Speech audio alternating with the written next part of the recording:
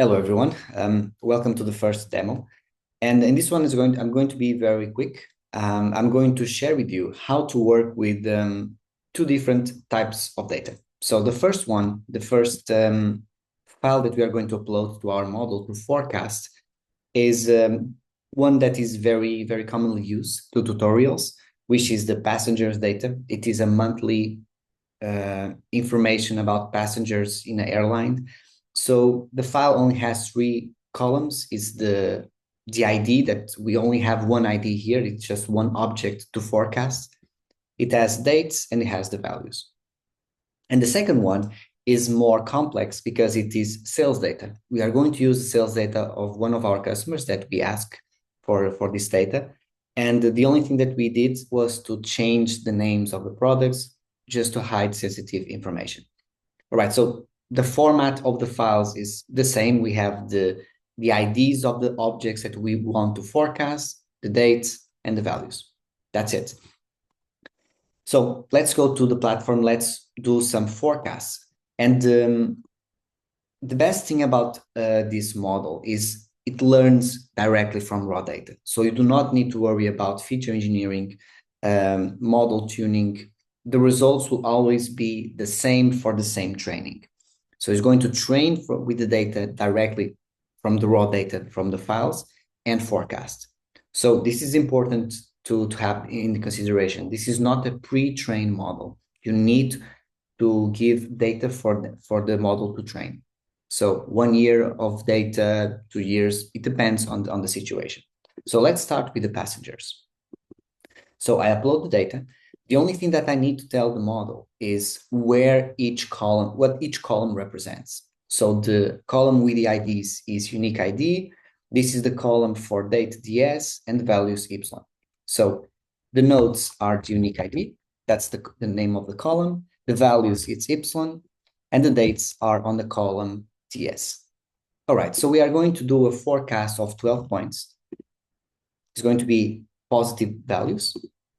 And we are going to do a monthly forecast, which is already the same frequency as the data that we have in this file. It is a monthly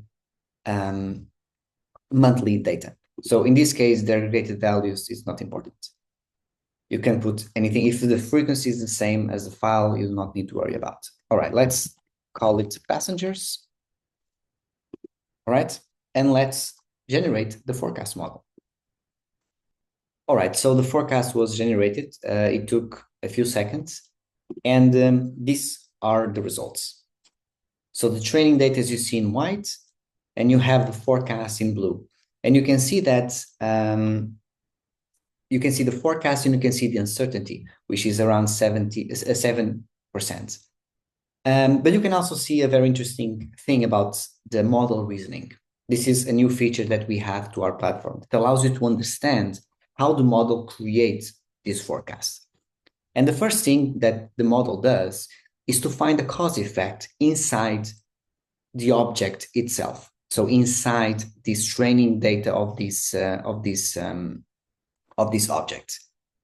And it was able to find that this object repeats its pattern every 24 time points. In this particular case, it means every 24 months, it repeats the pattern. You can see here, for example, this pattern here repeats with the information of these the last 2 months. The last 2 years. This one here might repeat from the last 2 years. This one here from last 2 years, etc., etc. And with that, was able to create these forecasts with 7% uncertainty. But you can see why these 2 months, the 2 years are necessary, because it needs to understand the form of the forecast, but also the trend. It is increasing the trend, but repeating the form, the seasonality, let's say. All right, so let's try one that is more complex than this one in particular. Because this one, to be honest, you do not need a model to create this. This is just to show off. There is nothing difficult for a person to manually create a forecast like this. Let's do something a little bit more complex, which is the retail sales. So this one is from a customer. We changed the names, but it's from the category of drinks. So we are forecasting 10 products on the same category. So again, so it is description for the objects, date for the dates, sales for the values. All right.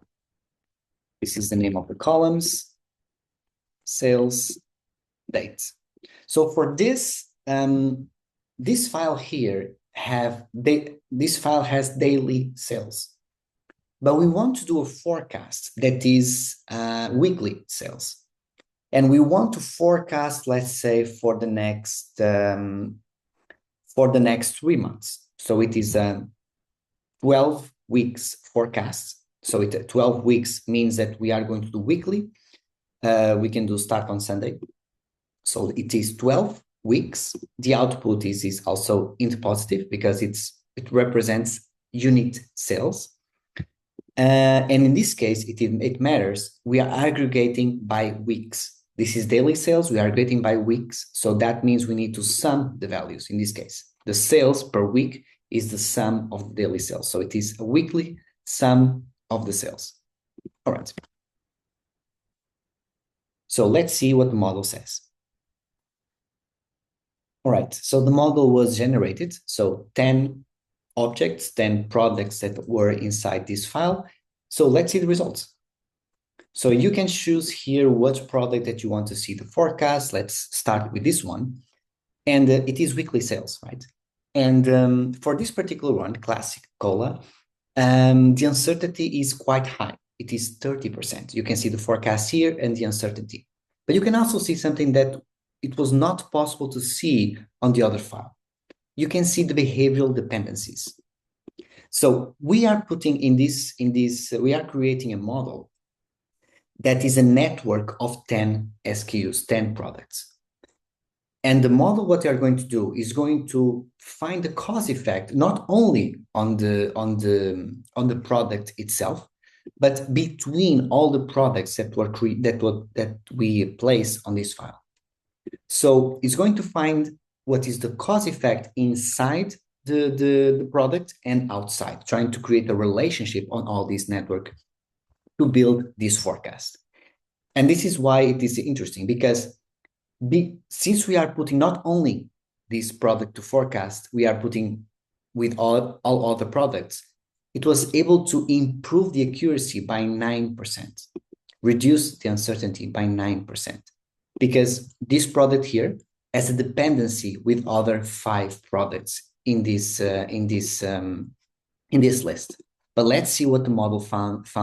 Let's see the reasoning behind all of that. So the first thing that the model will do is trying to find the cause effect, but only using the data of itself, the uncertainty is very high, 40%.